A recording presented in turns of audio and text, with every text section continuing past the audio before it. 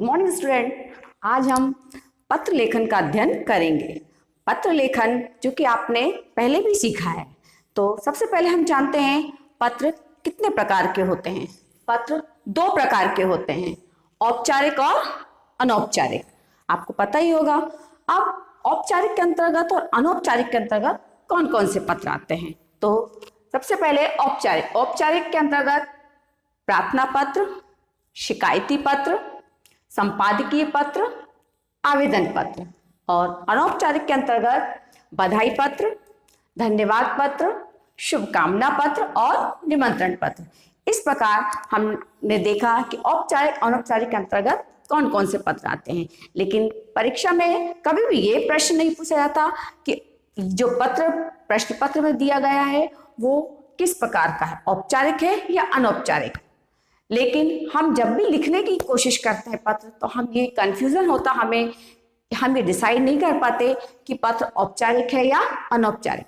इसको समझने के लिए हम एक सरल तरीका करते हैं कि इन पत्रों को, दोनों पत्रों को हम 3 भागों में बांट लेते हैं। वो भाग क्या है?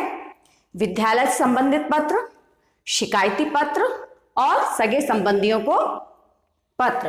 अब हम सबसे पहले देखते हैं विद्यालय से संबंधित पत्र। विद्यालय संबंधित पत्र में 2 दिन के अवकाश हेतु प्रधानाचार्य को पत्र। दूसरा, स्थानांतरण पत्र प्रमाण पत्र प्राप्त करने हेतु प्रधानाचार्य को पत्र। तो हम सबसे पहले देखते हैं विद्यालय संबंधित पत्र में 2 दिन के अवकाश हेतु प्रधानाचार्य को आवेदन पत्र।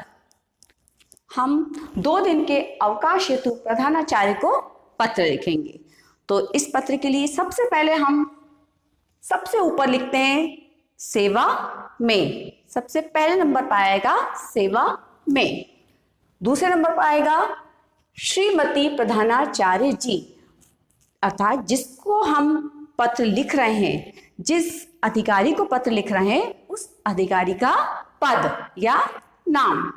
इसके बाद जिसको हम पत्र लिख रहे हैं उस संस्था का नाम, जैसे स्कूल का नाम। मैंने का लिखा है, आप अपने स्कूल का नाम लिख सकते हैं।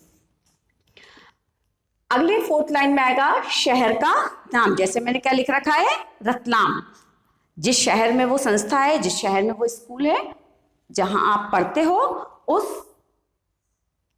स्कूल के शहर का नाम, जैसे रतलाम। अब अगला पॉइंट आता है विषय। विषय को लिखने से पहले एक बात विशेष ध्यान रखना कि विषय हमेशा छोटा होना चाहिए, कम से कम शब्दों में होना चाहिए। जैसे हमारा विषय है 2 दिन के अवकाश हेतु प्रधानाचार्य को पत्र। हम इसको कम से कम शब्दों में इस प्रकार लिखेंगे, 2 दिन के अवकाश हेतु। अगला, हमको संबोधन देना पड़ेगा। जिस अधिकारी को, प्रधानाचार्य को हम पत्र लिख रहे हैं, तो उनको एक संबोधन देना पड़ेगा, कुछ सम्मानजनक शब्द लिखना पड़ेगा। उसके लिए श्रीमती जी। इसके बाद अगले हमारा पत्र शुरू होता है। उस पत्र में हमको 2 दिन के अवकाश हेतु प्रधानाचार्य को पत्र लिखना है। तो उसके लिए हमको पूरा मैटर यहाँ बीच में 8 से 10 लाइन में लिखना है। उसके बाद नीचे की तरफ आएगा धन्यवाद, और धन्यवाद के बाद आपका आज्ञाकारी शिष्य या शिष्या। अगर आप बॉयज हो तो आप शिष्य लिख सकते हो, और आप गर्ल्स हैं तो आप शिष्या लिख सकते हैं। इसके जस्ट नीचे में आएगा नाम आपका। मैंने ग लिख रखा है, आप अपना नाम लिख सकते हैं। इसके बाद आप जिस कक्षा में पढ़ते हैं उस कक्षा को यहाँ लिखना पड़ेगा। फिर आपका अनुक्रमांक रोल नंबर। इस तरह ये प्रधानाचार्य को 2 दिन के लिए अवकाश हेतु पत्र पूर्ण होता है। और इस पत्र को लिखते समय ये बात जरूर ध्यान रखना कि सबसे पहली बात, हमारा पत्र हमेशा लेफ्ट हैंड से स्टार्ट हुआ है। ठीक है, यहां से स्टार्ट होता है और पूरा एक ही लाइन में चलता है, कोई भी चीज आगे पीछे नहीं होती। दूसरा, विषय का विशेष ध्यान रखना है कि विषय कम से कम शब्दों में लिखा जाता है। अब हम देखेंगे दूसरा पत्र जो मैंने आपको बताया था, वो था शिकायती पत्र। अगला पत्र आता है शिकायती पत्र। शिकायती पत्र जैसे विद्युत की अत्यधिक कटौती हेतु विद्युत अधिकारी को पत्र। दूसरा, डाकिये की शिकायत करते हुए डाकपाल को पत्र। ये आते हैं शिकायती पत्र के अंतर्गत। तो हम देखते हैं विद्युत की कटौती हेतु विद्युत अधिकारी को पत्र। इसमें भी सबसे पहले हम सेवा में, सबसे ऊपर पहली लाइन होगी सेवा में, उसके सेकंड नंबर पर हम उस अधिकारी का पद नाम लिखेंगे जिस विभाग को हम पत्र लिख रहे हैं। हम यहाँ किस विभाग को पत्र लिख रहे हैं? विद्युत विभाग को।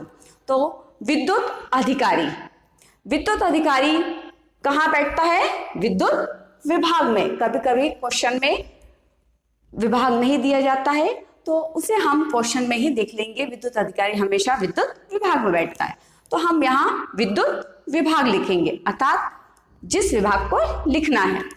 उसके बाद वो विद्युत विभाग जिस शहर में है, स्वाभाविक है अगर हम रतलाम में रहते हैं तो रतलाम के अधिकारी को पत्र लिखेंगे, इसलिए शहर का नाम, जैसे रतलाम। इसके बाद अगली लाइन में हम लिखेंगे विषय। जैसा कि मैंने पहले आपको बता दिया है कि विषय हमेशा क्या होता है? कम से कम शब्दों में लिखा जाता है। तो हमारा विषय क्या है? विद्युत की कटौती हेतु विद्युत अधिकारी को पत्र। तो इसको हम कम से कम शब्दों में कैसे लिखेंगे? विद्युत की अत्यधिक कटौती हेतु। इसके बाद आता है संबोधन। संबोधन में श्रीमान जी। इसके बाद हमारा जो लेटर है वो स्टार्ट, पत्र स्टार्ट हो जाता है। उसको हमको कितनी लाइन में लिखना है? 8 से 10 लाइन में। लिखने के बाद पहले मैंने बताया था आपको धन्यवाद लिखना, लेकिन यहां आपको धन्यवाद ना लिखते हुए भवदी लिख रहे हैं। धन्यवाद हमने किसे दिया था? हमको उनसे 2 दिन का अवकाश चाहिए था प्रधानाचार्य से, तो वहां हम स्कूल के लिए हम धन्यवाद लिखते। यहां हमको क्या लिखना है? भवदीय। भवदी के बाद आप अपना नाम, जैसे मैंने क्या लिख रखा है? क ख ग, आप अपना नाम लिख सकते। इसके बाद आपका पता, आप जहां रहते हो, जैसे मैंने क्या लिखा है? चांदनी चौक। आप जहां रहते हो वो कौन से शहर में है? रतलाम। इस तरह ये पत्र पूरा हो जाता है। अब आपने इसमें देखा होगा कि जो हमने प्रधानाचार्य को पत्र लिखा वो और ये सेम है ना। इसमें हम अगर हमको किसी न्यूज़पेपर के संपादक को पत्र लिखना है तो वो भी हम इसमें लिख सकते हैं। उसमें भी पूरा फॉर्मेट यही होगा, केवल विद्युत अधिकारी की जगह संपादक महोदय आ जाएगा और विद्युत विभाग की जगह न्यूज़पेपर का नाम आ जाएगा और उस शहर का नाम आ जाएगा और विषय हमारा बदल जाएगा। न्यूज़पेपर के संपादक को लिखना है तो हमको संपादक जिस विषय पे लिखना है वो विषय यहाँ पर आ जाएगा और बाकी सब ऐसे ही लिखना है। इस तरह हम शिकायती पत्र भी एक ही फॉर्मेट में लिख सकते हैं। अगला पत्र आता है हमारा, हमारे सगे संबंधियों को पत्र। सगे संबंधियों को पत्र, मित्र को पत्र, अपने भाई को पत्र, माता को पत्र, भाई को अच्छी शिक्षा हेतु प्रेरणा देते हुए उसको पत्र लिख सकते हैं, मित्र को उसके जन्मदिन की बधाई देते हुए लिख सकते हैं और अपनी माता को उसके स्वास्थ्य संबंधी चर्चा करते हुए स्वास्थ्य पर ध्यान देने हेतु पत्र लिख सकते हैं। तो अगले पत्र में हम क्या देखेंगे? अपनी माता के स्वास्थ्य की चर्चा करते हुए पत्र। अगला हमारा विषय है माता से स्वास्थ्य की चर्चा करते हुए पत्र। तो ये कौन सा पत्र है? सगे संबंधियों को पत्र। तो उसके लिए सबसे पहले इसका फॉर्मेट थोड़ा चेंज है, बदल गया है। जो पहले हमने 2 पत्र देखे थे उस पत्र को देखें और इसको देखें तो दोनों तीनों में थोड़ा चेंज है।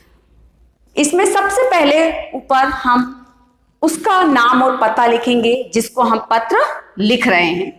माता को लिख रहे हैं तो माता का नाम और पता आ जाएगा। सेकंड नंबर पे मकान नंबर, उसके बाद आप जिस जगह रहते हैं उस कॉलोनी का नाम, जैसे मैंने लिखा है शुभ मंगल। उसके बाद हम संबोधन शब्द लिखें। संबोधन शब्द जिस संबोधन से, जिस पद से हम अपनी मां को बोलेंगे, तो पूज्य माता जी। इसके बाद चरण स्पर्श, या प्रणाम भी लिख सकते हो। इसके बाद आता है हमारा पत्र शुरू होता है। पत्र शुरू करने में अपने को कितने लाइन में लिखना, 8 से 10 लाइन में आप पत्र लिखेंगे। पत्र पूर्ण होने के बाद नीचे की तरफ वही लेफ्ट में ही आप लिखेंगे आपका सुपुत्र सुपुत्री। आप बेटे हो तो सुपुत्र और बेटी हो तो सुपुत्री। उसके बाद आपका नाम आपका जो है वो लिखेंगे, और मैंने लिखा है क ख ग। उसके बाद अपना पता, आप जहां रहते हो, और दिनांक आप नीचे भी लिख सकते हो, ऊपर भी लिख सकते हो, कहीं भी आप लिख सकते हो। इस तरह आपने देखा कि ये पत्र इस तरह पूर्ण होगा, और इसमें भी सभी लेफ्ट साइड में ही लिखा जाएगा। धन्यवाद।